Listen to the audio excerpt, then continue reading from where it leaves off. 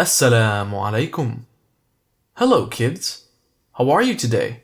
I know you are waiting to know what would happen when the brothers of Prophet Yusuf alayhi salam arrive in Egypt. For those who haven't seen the previous episode, you can watch that using the link below. Insha'Allah, today I will tell you the story of how Prophet Yusuf alayhi salam gets reunited with his family. Now listen carefully. The whole of Egypt and neighboring lands were affected by the drought. When the brothers heard that grains were being distributed in Egypt, the brothers of Prophet Yusuf alayhi salam decided to try their luck. They traveled for many days through the desert, and they finally arrived in Egypt. "Look at that," said one brother. "It must be there that they are distributing the grains." In the meantime, Prophet Yusuf alayhi salam was overseeing the distribution of grains. "Thank you, Yusuf," said the king. "It is only because of you that Egypt was saved from the famine." The Prophet told him that he only did what God asked him to do. It was then that he noticed his brothers standing in the queue. He immediately recognized them, and he was so happy. But the brothers didn't recognize the Prophet, even though he was standing right before them. The Prophet then thought about what his brothers did to him. He thought about that scary night he had to spend inside that deep, dark well. He decided to invite them over to his palace. When the brothers arrived, the Prophet treated them respectfully. He asked them questions about their family and homeland. "We are 11 brothers, son of a noble prophet," they said. "We come from Canaan." "But I count only 10 of you here," the Prophet said. "Are you lying to me?" "We are not lying. Our youngest brother is at home, attending to our father's needs." When the Prophet heard of this, his heart longed to meet his younger brother Binyamin. The Prophet asked his men to hand them bags of grains and said, "If what you say is the truth, then bring your youngest brother and I'll double your rations. But if you do not bring him to me, then you better not try entering Egypt again," he warned them. The eldest brother assured him that they will return with their youngest brother after seeking their father's approval. The brothers thanked the Prophet and returned home. "Father, please let Binyamin travel with us. We were denied some supplies because Binyamin wasn't with us. The controller of granaries has promised to give us extra rations if you let him come with us." But Yaqub alayhi salam didn't agree at first. "How will I trust you knowing what you did to Yusuf?" Once again, the brothers promised to take care of their youngest brother. The old prophet had complete trust in God and finally gave them permission to take Binyamin. He asked them to swear an oath in God's name to protect their younger brother. "Allah is witness to your pledge," he reminded them before they left. The brothers thanked their father and left for Egypt, taking Binyamin along with them. Then they went to the palace of Yusuf alayhi salam to get the promised provisions. The Prophet welcomed them happily and prepared a feast for them. During the feast, the Prophet took Binyamin aside and told him, "Binyamin, I am your brother who was lost. Fate has finally brought us together." Binyamin was so happy to meet his brother. He cried tears of joy. "Shh," said the Prophet. "This must remain a secret. You should not tell anyone about this for a few more days." Binyamin agreed, and he embraced his brother. The Prophet then gave the brothers provisions as he had promised, and then he asked one of his men to secretly place a golden cup in Binyamin's bag. The brothers did not suspect anything. They thanked the Prophet for his generosity and set out for their journey. But suddenly, one of the soldiers stopped them. "Stop there, you thieves!" the soldier shouted. The brothers were confused. They didn't know what the soldier was talking about. "I'm sorry," asked one brother. "Have you lost anything?" He asked. "We believe that you have stolen the king's golden cup." "But we don't know anything about it," said another brother. Then another soldier arrived, and he was instructed to ask the brothers the following question. "What punishment would you give for a thief?" he asked them. "As per the law of Yaqub, the one who steals must be taken as a slave." The Prophet did not want to punish them under the laws of Egypt. He wanted to take the opportunity to keep his brother with him.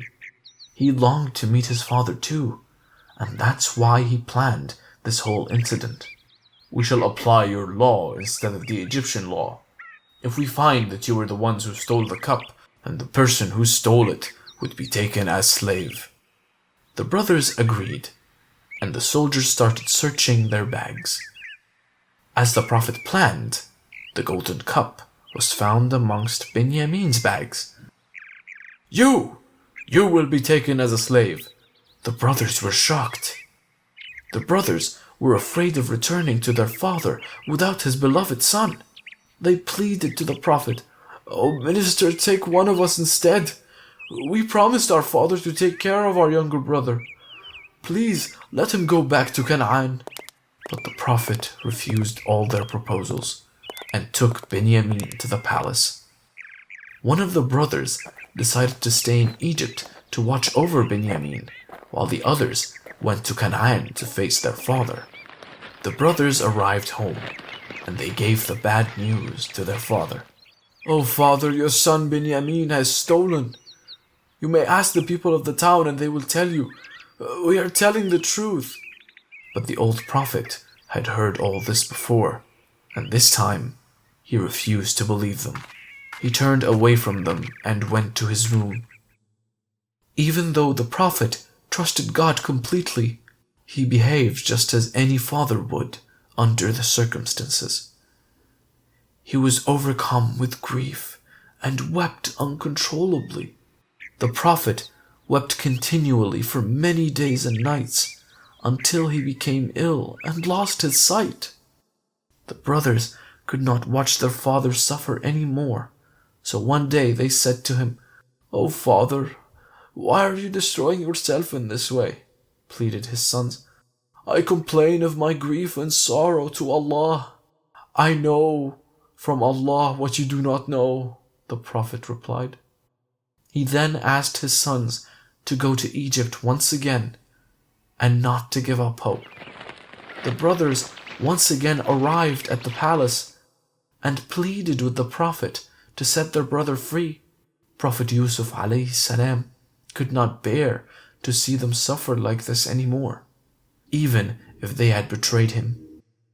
He looked at his family and could not keep his secret any longer. "Do you know what you did with Yusuf when you were ignorant?" he asked them. It was then that the brothers recognized Yusuf alayhi salam. They knew that only their brother knew about their secret. "Are you our brother Yusuf?" they asked him.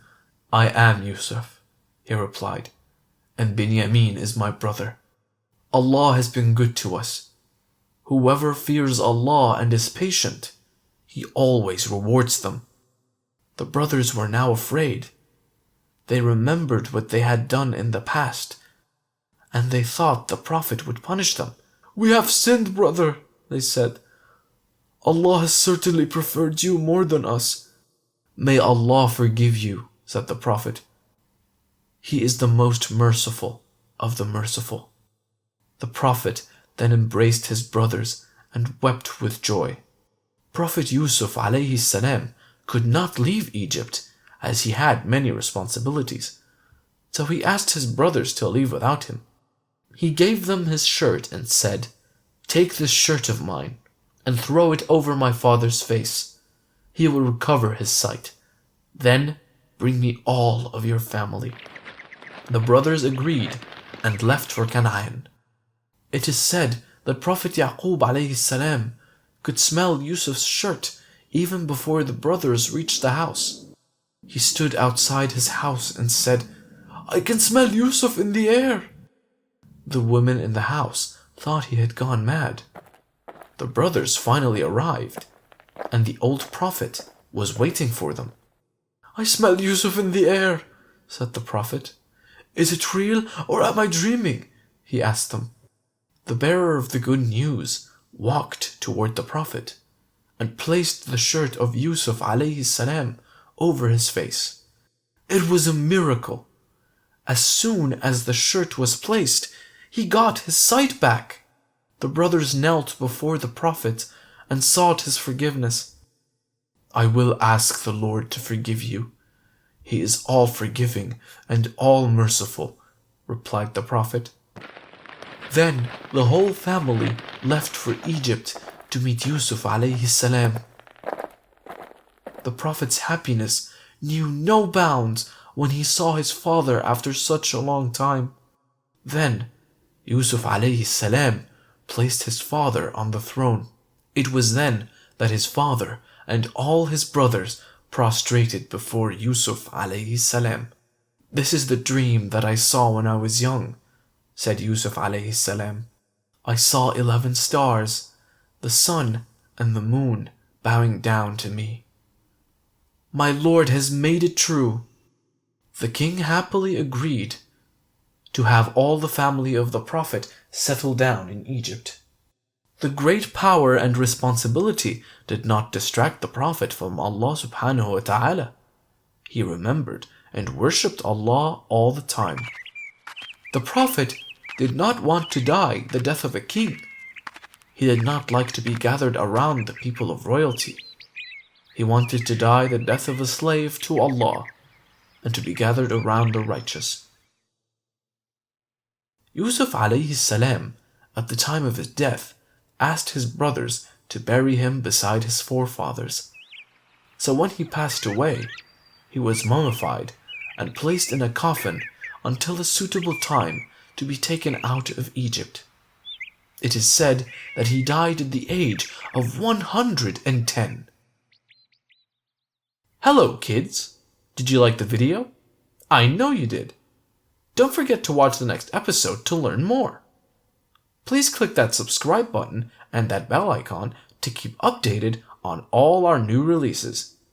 If you like the video, please share it with your friends as well. Insha'Allah, I will tell you the story of Prophet Ayyub alayhi salam tomorrow. That's all for today. Goodbye.